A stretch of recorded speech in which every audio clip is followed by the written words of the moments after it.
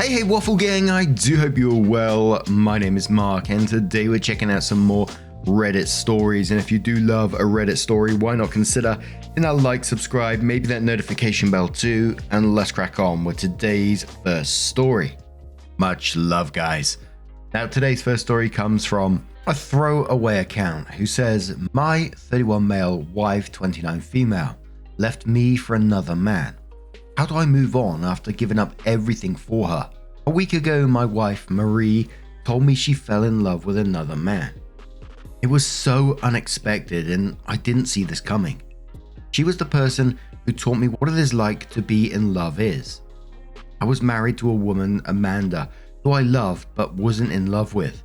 I was with my ex-wife for 8 years. We got together when I was 20. We have a kid who is turning 5 on Thanksgiving. When I met Marie, I was married and happy and she had a fiance. Marie threw a wrench in that. We formed a connection I never thought possible. I could talk to Marie for hours all day. She was extremely beautiful, the best looking woman I have ever been with. One of the hardest things to do was to tell Amanda I was in love with another woman. It crushed her. She refused to sign the divorce papers and demanded we go to therapy. Eventually she gave in, but that was hard seeing a woman I still care for be in so much pain. She doesn't talk to me unless it's about our kid, and that hurts. But I did all that for Marie. I even moved across the country from Virginia to Seattle because Marie wanted to be on the West Coast. I don't get to see my little girl as much as I want because she's still in Virginia. Despite all that, she left. We had a great marriage and I did so much to keep her happy, and it wasn't enough. No warning. Last week I found out she's leaving. I'm depressed. I've just been laying in bed. I don't know what to do. Edit. I'm still involved in my daughter's life for the hateful comments criticizing my parental decisions. I call her just about every day. Edit 3. I never cheated on Amanda. I broke things off before I did anything romantic with Marie because I respected Amanda too much. I still care for her. She was my friend and is still the mother of my child. As always, we have some comments with responses. Bit says, unfortunately, cheaters cheat. Now you know what you put Amanda through. I'm sorry for your pain, but let it guide you to better choices in the future. Opie says, yeah, I had no idea she was that type of person. We both made sure to end things with our significant others before pursuing anything romantic. Unfortunately, she's been having an affair with this guy for 2 months now. Couldn't even give me the respect of ending things with me first. Opie also leaves a comment saying, so if you fell in love with someone else and realized you were never in love with your significant other, you would just ignore it. Limsey replies to that saying, well, you put yourself in a position to fall in love with someone else, but if I put myself in this spot, I would go to couples therapy to understand why and how I got to that point and figure out how to co-parent. If you had done therapy, you may have figured out how you let yourself be in an emotional affair without even realizing it. You might want to do some research into limerence, talk to a therapist and decide whether or not you are really in love with Marie. You changed the trajectory of your life and your ex-wife, your child and Marie's fiance's lives for a woman who's apparently a serial cheater. Did you ever question why she wanted to live on the West Coast? Wonder if it was to control or limit your interactions with your exes and daughter. Opie says, I still wouldn't call it an emotional affair, but Amanda really wanted to do therapy when I told her and tried to make things work. I go back and forth because when I told her, she thought it was something she did. She kept asking, what did she do to make me unhappy? But it was nothing. She was a great girlfriend, wife, and mother. Sometimes I wonder if I just tried therapy, would we at the very least still be friends? It hurt her a lot that I didn't fight for our marriage. Once she realized I wasn't budging and wasn't willing to try anything, she became cold to this day. I want my friend back. And as you can imagine, there wasn't much sympathy down in the comments. A lot of people concerned about Opie not prioritizing their child in this situation, even though Opie says I call her every day. It's just not enough, is it? Opie comes in with her first update and says, I'm starting to finally heal. I probably won't date for a long time, but I'm starting to hang out with my friends more. I was very depressed for a month and I still am. I've tried to rekindle my friendship with Amanda, but she's not interested. She told me she still loves me even after everything and she wishes she didn't. That hurt. She told me How I feel about Marie is how she felt when I left her. I reassured her that it wasn't her, it was me, and that Marie brought out something that I've never felt before. I told her she was a great wife and she will find someone who loves her the way I love Marie. Even after all that, she told me she doesn't want to talk to me unless it's about her daughter, and has ironically been more cold. The good news is I started a new hobby. I've been going roller skating. We formed this amateur team and the people there are really amazing. I keep myself busy by doing all sorts of activities. And we have some more updates in a couple of comments in a second, but I still find myself, and it might sound a bit heartless for me, I always try to look at like different points of view from different people's perspectives, etc. But I'm really struggling to find any sympathy. The update so far sounded very sort of me-ish, it's about me, which I get it, it's his account, it's his life, he wants to talk about himself, and he seemed shocked that Amanda still wants nothing to do with him. And there was little information about how he's moving on, how he's trying to reconnect with his daughter in any way. It just feels like there's nothing there. It's like, oh, I'm getting a new hobby, you know, life's moving on kind of thing. But Slab Beef Punch says there's nothing ironic about her coldness. You're acting like it doesn't make sense. It does. You don't give a single solitary shit about Amanda. You're just lonely and trying to convince her to let you use her until the next Marie comes along. Thankfully, you're the dumbass in this conversation. You showed your ass and she was smart enough to give it a great big kick. Your ex-wife is not a stand-in for the start of your romantic life. She's your ex. She doesn't even remotely care that you're lonely, and she shouldn't. She has her own life to live. Opie says, here we go again. As I explained before, I do care about Amanda. More than anything, she was my friend. I knew her for a long time. I tried to stay friends with her following our divorce. This isn't a new thing. She is the one who rejected my friendship for years. I completely understand why, but I didn't just decide out of the blue I want to be friends.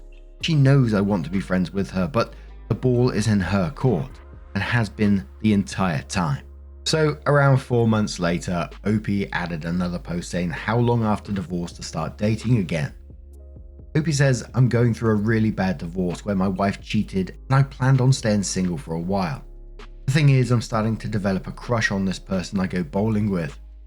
I've been depressed and started doing the activities to keep myself busy. It is the first time I started having feelings for someone else. What's holding me back is I still love my ex. I got a new job and will be moving from Seattle to Phoenix soon. Next post was titled, My ex-wife is dating again, even though she's still in love with me. How do I show her that's a bad idea? I'll try to condense this as much as possible. I was with my first wife Amanda for 8 years and have a beautiful daughter. Unfortunately, during our marriage, I fell in love with someone else. That woman ended up cheating on me and leaving me. I tried to maintain a friendship with Amanda because even though I realized I didn't love her, she was still my friend. Anyway, I was talking to a mutual friend and she told me Amanda put herself out there and went on a date and has been talking to this guy. After we got off the phone, I called Amanda but she didn't answer, so I text her we need to talk. Amanda eventually calls back and I ask her about our daughter. Our daughter spent the weekend at my parents' house. She told me she will pick her up in the evening. I told her this is a serious question. I asked her, are you still in love with me? She said, unfortunately, with an attitude. I said then, why would you think it's a good idea to date right now? She got angry and said that is none of my business. I told her I'm coming to you as a friend. Dating while still in love with me is not going to help. She said her therapist said it's time to put herself out there. I told her that a therapist sounds like a horrible therapist. She told me to shut up. She said, do you know how much this has impacted me? She said I loved you and always tried to be a great wife for you and that wasn't good enough. I interrupted her on the phone and just said, Amanda. I then told her that I get it. When Maria left, my second wife, I couldn't even finish my sentence before she said, you're a fucking prick. She hung up, blocked me and blocked me on Facebook. I don't know. I'm trying to look out for her because she is the mother of my child, but... Another post after that one titled, My ex-wife's infidelity has caused me not to trust anyone. It says, I didn't realize it until last night. I just moved to a new place and my neighbor who's taking me to drinks and she said, you don't open up much, do you? I hope I can go back to the old me, but my ex-wife took something from me. I was more vulnerable with her than any other woman, including my first wife. She taught me what love is. I made so many sacrifices for that woman, and she still cheated. I've been keeping myself busy as it hasn't been 6 months since it happened. But when I make new friends like my neighbor, it's hard to let my guard down. I just wanted to ask her, why are you so nice? What's your end goal? I didn't do that obviously, but I miss the old me. And OP's final post was self-reflection and misconceptions. I've been taking in a lot of people's comments and I have a lot to say. Most of the comments have been mean and hurtful. That being said, I decided to use it to self-reflect and grow. Some common things I learned. People feel like I'm not taking accountability for what happened to Amanda. I want people to know that I take full responsibility. I have to learn that even though my intentions were in the right place, that doesn't change the hurt. People think I want Amanda back. Not true. I want people to know that I do empathize with what happened. I care about her and want her to find someone. I just don't think it's healthy to date while in love with someone else. People think I abandoned my daughter. Not true. I'm doing my best to be in her life. Still, I do take accountability for the pain I unintentionally caused Amanda. I still care about her and want what's best for her. I fell in love with another woman and wish I didn't. I was horrified when it happened. Right now, I just need someone in my corner. I need comfort and to heal. I hope this clears up any misconception. Before you comment on my post, understand that I take full responsibility and I'm looking for ways to grow as a person. I can't be the father I want with my mental health in the gutter, and that is why I need comfort and doing things to help me get out of this depression. And there was a comment below this one pointing out that OP was talking about that they couldn't really afford to move back at the moment, but then had a post about budgeting for a new car and budgeting around 60 grand to do so. You know, and I really want to think that there is some sort of self-reflection there, because the alternative is, you know, you carry on down this path, nothing changes, and these kind of things continue to happen, which isn't a good thing, is it? As always, not excusing any of the behavior, but continuing down this path of the way it is absolutely awful. Nobody wants to see it. But at the same time, the self-reflection that I read in that last part didn't feel genuine to me. It just felt like saying what people want to hear, or what he thinks what people want to hear, to have people back him up. But I don't know. What do you guys make of this situation? Let us know your thoughts down in the comments below, and let's move on to another story. And our next story comes from the relationship advice subreddit from time-travelparadox, who says, "My husband is never jealous and I'm growing resentful. I've been married to my husband for 12 years, 13 together, 3 kids. He proposed 6 months after we got together and told me he knew by the second date. He is indeed very practical and rational. He's also very caring, kind and supportive.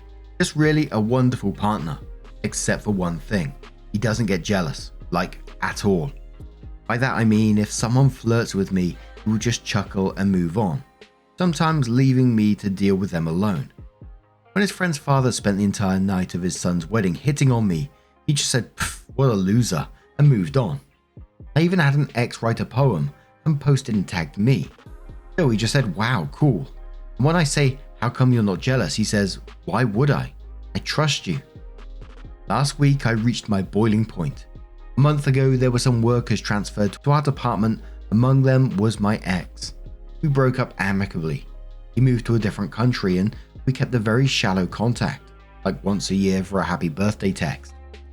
When I went home I immediately told my husband, and he said cool. Then he started talking about something else. I snapped. Not my proudest moment, but I said, "Are you serious? I just told you I'm working with the ex I stayed with for years and you don't care."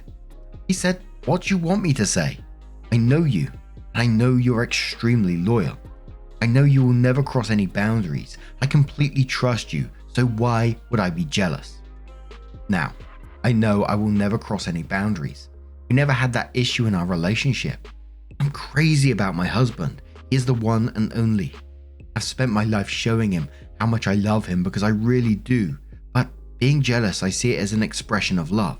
and him being so cold and indifferent is making me resentful, and I hate it. It just feels like he has taken me for granted. I am hurt, and he has been more affectionate than usual, but hadn't referred to that argument again. How do I navigate these feelings? It seems silly, but I am hurt. Now for me, this feels very much like an OP problem, not a husband problem here. He's very, very secure in his relationship. He trusts OP and loves OP 100%. But OP wanting her husband to be jealous isn't a healthy thing in my opinion. And the word, being jealous is an expression of love is just like, nah. Connie Marble Index says, why are you so angry about the fact he trusts you? You must have learned control and possessiveness means love. It does not. OP says, God, never thought about it that way. Thank you. And there was many comments saying a very, very similar thing, saying, that mindset isn't quite right. So OP comes in with an update and says, hello again. So I got a lot of messages, advice, and yes, insults. It is okay. I see why. By the way, I just had a baby and someone told me this is important. It might have added to my insecurities. I followed your advice and talked to my husband. I started by apologizing to him and he said it is okay. I just want to understand where this is coming from.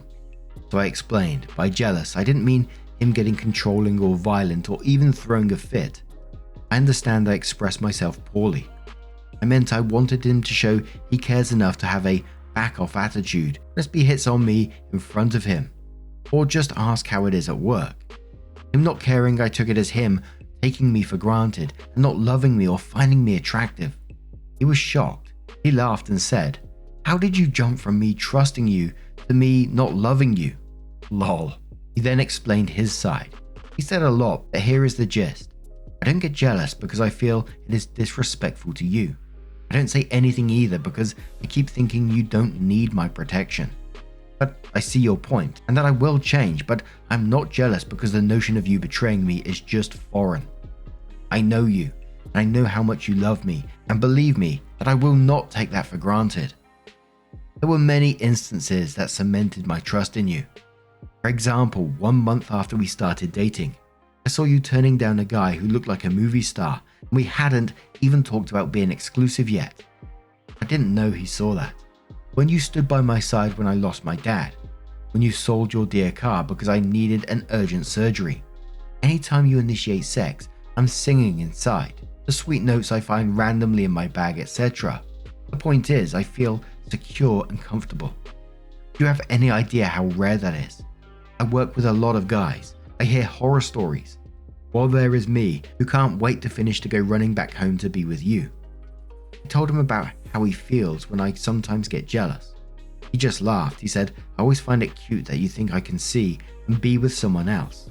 I am all yours, body, soul, and heart. This man, he then said, had an ex who kept on flirting with guys and then eventually cheat. It was nerve-wracking. I was on edge, anxious, worried. Now I'm at peace, so me trusting you is me loving you. And being at peace knowing that we can be an ocean apart, I know you will respect us. Now let me ask you about this ex. Have you had any inappropriate conversations? Any one-on-one lunches and dinners? Any lines crossed? And I said no, no, and no of course. He just smiled and said, I knew it. But I can see how you've not been yourself lately. And I am sorry if I did anything that makes you doubt how much I love you. I will work on that, I promise. Then he got to the part that I was avoiding. He said given how and where I was raised, and how my parents have been, he isn't surprised I mistook jealousy for love. For context, my parents have been together for years, and should have divorced years ago. There's a constant cycle of love and hate relationship. Dad used to even beat me, and then say that it was because he loves me so much and is worried about what kind of person I will be. So we talked about therapy. I will be going next week. He also suggested a couples counseling because he wanted to learn how to be a better husband. He also talked about different love languages, future plans, etc. He called his mum, and asked her to take care of his kids while we went on a date. We had dinner and then had ice cream. When we reached our home, I was just laughing hard at his dad jokes. It kinda is his thing. So he suddenly hugged me long and said, welcome back, love. I missed you. And I melted. So now he is sleeping with his head on my lap. I wanted to thank you all for your advice. kind, and even harsh words. I needed them. To be honest, I'm still scared of therapy because I know how ugly it is going to get. Maybe this is why I've postponed it for so long. But my family and I deserve to have my own best version. So if that means slaying some inner demons, then I'll do it. Thank you again, everyone. Wow, what an amazing husband in this situation. Got me choked up a little bit in there, especially towards the end where OP says, slaying some inner demons. And realizing that, it was seeing their parents' relationship that may have caused these issues. Going to therapy to explore that is definitely the right way to go about it. And whatever happens for the future for both of you, it sounds like you do have a wonderful relationship, and I hope it continues that way. But now I'm going to turn this one to you guys. I think that's a little wholesome ending there, but let us know your thoughts down in the comments below. And just a huge thank you from the bottom of my heart for getting involved in today's stories. Your love, your support, your time always means the absolute world to me. So thank you so much, and hopefully I'll see you in the next one. Take care and much love. Wake up, get up, stretch my legs, eat some breakfast, milk and eggs, brush my teeth up, wash my face, throw my clothes on, start my day. Wake up, I can smell the smoke from the bacon. Let's go, see the sun shining from the windows. Okay, I know that today'll be a good day. Okay, I know that today'll be a good day. A, B, C, 1, 2, 3. Drink some water, brush my